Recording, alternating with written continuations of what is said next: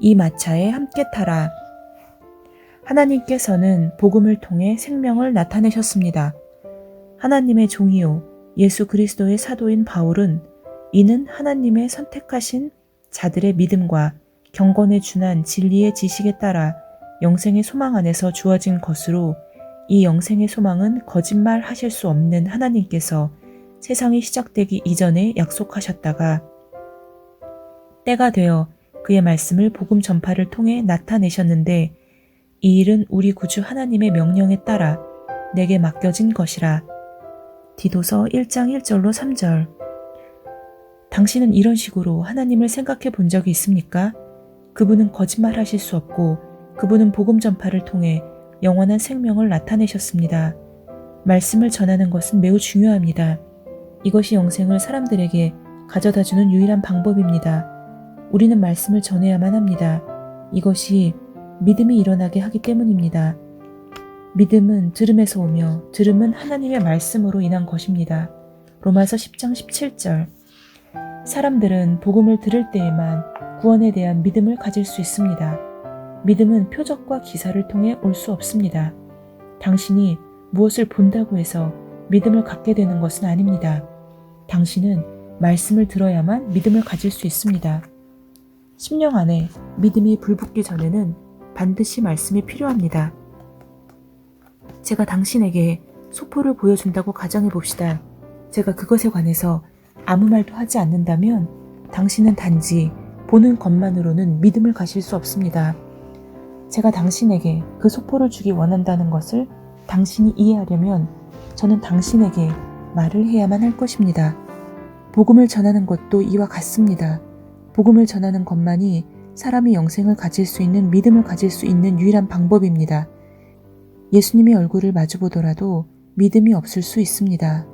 말씀을 들을 때에만 믿음이 당신에게로 올 수 있습니다. 우리 주변에 예수 그리스도의 소식을 듣지 못한 사람들은 우리가 그들에게 말하기 전에는 믿음을 가질 수 없습니다. 우리는 그들에게 복음에 대해 말해 주어야 합니다. 우리가 복음을 전하기 위해 강단에 서야만 하는 것은 아닙니다.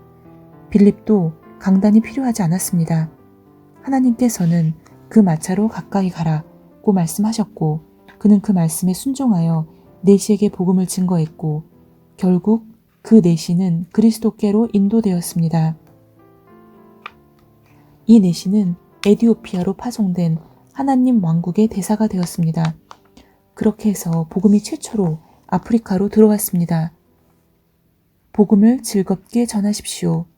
이는 사람이 마음으로 믿어 의에 이르고 입으로 고백하여 구원에 이르기 때문이라. 성경이 말씀하시기를 그를 믿는 자는 누구나 부끄러움을 당하지 아니하리라고 하였느니라. 로마서 10장 10절로 11절. 만약에 당신이 예수 그리스도를 믿는 사람이라면 당신은 당신이 하나님 안에 가진 소망을 절대로 부끄러워해서는 안 됩니다. 당신은 그분을 신뢰할 수 있습니다. 이것이 당신이 하나님의 말씀에 붙어 있어야 하는 이유입니다. 당신이 하나님의 말씀에 붙어 있다면 이 세상에서 무슨 일이 일어나든지 당신은 승리해서 나올 것입니다. 하나님께서는 이미 당신을 정복자보다 나은 자로 선언하셨습니다. 이 이야기는 이미 전해졌고 승리자들은 지명되었으며 당신도 그 중에 한 사람입니다.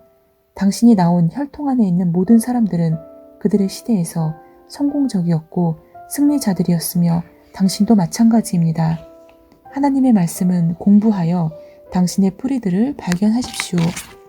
유대인과 헬라인 사이에 차별이 없으니 이는 만민에게 동일한 주께서 그를 부르는 모든 사람에게 부요하심이라.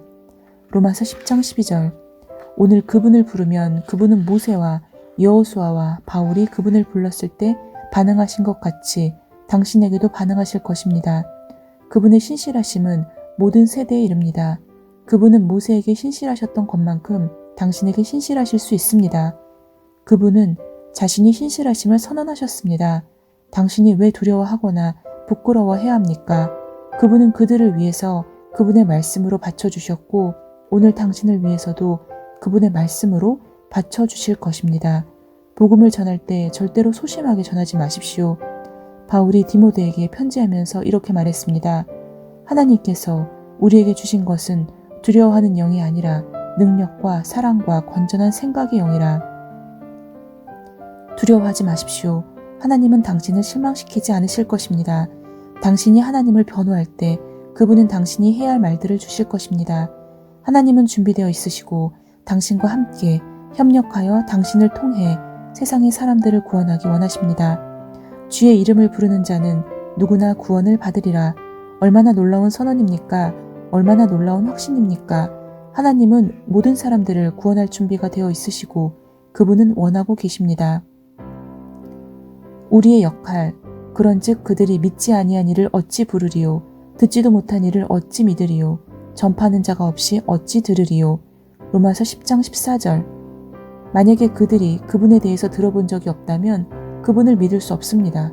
우리는 예수님께서 자신을 위해 무엇을 하셨는지 모르는 사람들에게 예수 그리스도를 무작정 신뢰할 것을 기대할 수 없습니다. 우리는 그들에게 복음을 듣고 믿을 수 있는 기회를 주어야만 합니다. 우리는 그들에게 믿을 수 있는 기회를 주어야만 합니다. 그저 예수 그리스도의 복음을 듣기만 하는 것이 아니라 제대로 듣는 것이 중요합니다. 복음이 방송이나 라디오나 전단지나 신문을 통해서 전파되고 있다고 해서 모든 사람이 복음을 들었다고 생각하지 마십시오. 많은 불신자들이 잘못된 것들을 들었습니다. 몇 년 전에 저는 어떤 남자를 교회에 초대했지만 그는 더 이상 교회에 가지 않기로 마음을 정했다고 제게 말했습니다. 그가 마지막으로 교회 갔을 때가 2년 전이라고 했습니다. 제가 이유를 묻자 그는 자기가 이 교회에서 저 교회로 옮겨 다니다가 결국에는 친구와 함께 어떤 교회에 가게 되었는데 그 교회에서는 그와 그의 친구가 낯선 사람들이었기 때문에 그들을 죄인이라고 앞으로 불러냈습니다. 그들은 앞으로 불려나가 바닥에 납작 누우라고 지시를 받아 그렇게 했습니다. 그런 후 그들의 삶 속에 죄가 있기 때문에 그 죄들에 대한 용서를 하나님께 구해야 한다고 했습니다. 이것은 그들이 형벌을 받기 위해 여러 번 채찍을 맞아야 한다는 것을 의미했습니다.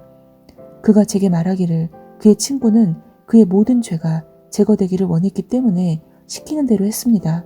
그래서 그는 교회 사람들은 먼저 그의 친구부터 채찍질을 시작했지만 그는 친구가 다 맞고 일어나기 전에 창문으로 도망쳐 나왔습니다. 그는 자신의 죄의 문제가 해결되기 원했지만 그 매질을 견뎌내지 못할 것이라고 생각했습니다. 그날 그는 다시는 교회 예배에 참석하지 않기로 마음을 정했습니다. 이 이야기가 믿기지 않겠지만 사실입니다. 그가 들은 메시지는 그랬습니다. 기독교에 대한 그의 개념을 바꾸는데 너무 많은 시간이 걸렸습니다. 저는 그에게 예수 그리스도는 절대로 그런 것을 의심하지 않으셨다는 것을 이해시켜야 했습니다. 많은 사람들이 참된 복음을 듣지 못했습니다. 그들은 복음과 비슷한 것을 들었을 뿐 그들이 들은 것은 거짓말이었습니다. 거짓말은 꼭 진리의 반대일 뿐 아니라 진리를 왜곡한 것이기도 합니다. 처음에는 진리의 방향으로 가지만 갑자기 그 길에서 벗어나는데 많은 사람들이 그것을 깨닫지 못합니다. 사도 바울이 묻습니다. 전파하는 자가 없이 어찌 들으리요? 대부분의 죄인들은 교회로 오지 않을 것입니다. 마약 중독자들은 교회로 오지 않을 것입니다. 창녀들은 낮에 쉬고 밤에 일을 하기 때문에 교회로 오지 않을 것입니다.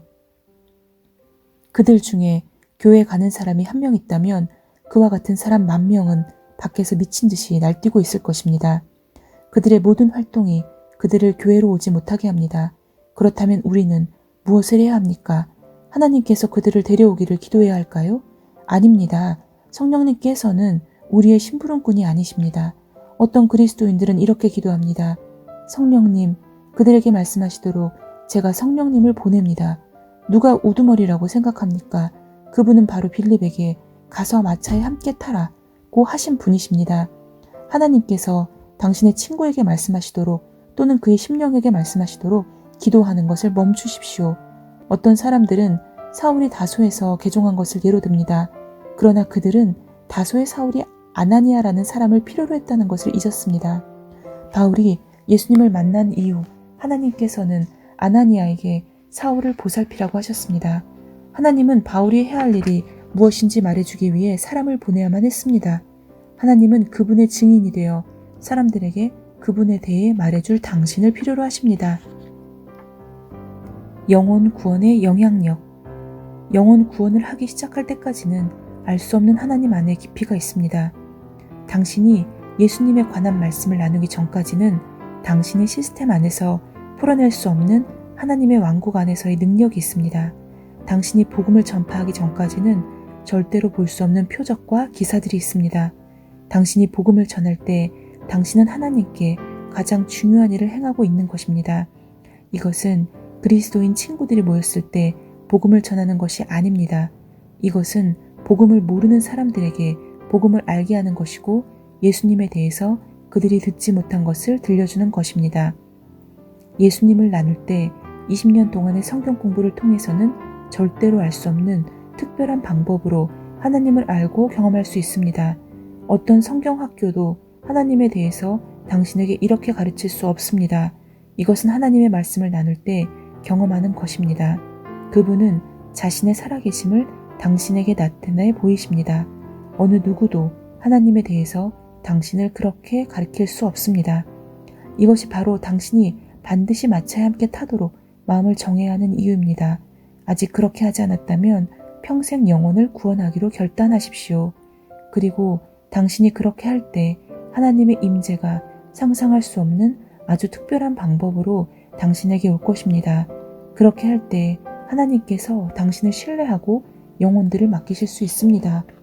그분께서 이제 당신이 마차 안에 있는 보물을 추구하고 있다는 것을 아시기 때문입니다. 아멘.